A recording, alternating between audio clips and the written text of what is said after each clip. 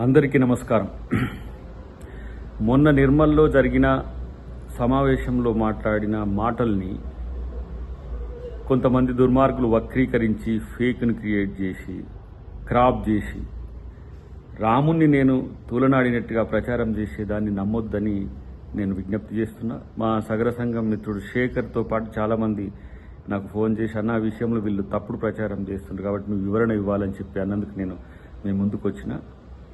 రాముడు అందరివారు. రాముడు బీజేపీ వాళ్ళకు మాత్రమే సొంతం కాదు.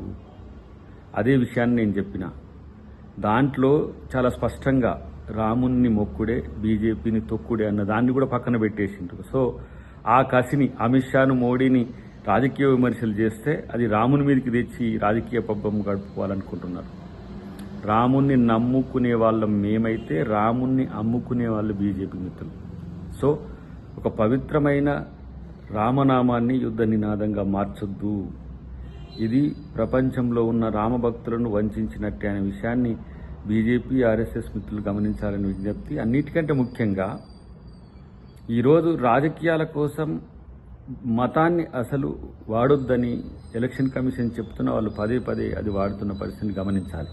కాబట్టి రాముని భక్తుల మనోభావాలు ఎప్పటికీ అద్దంకి దాయకర దెబ్బ తీయడం తెలియజేస్తూ జై సీతారాం.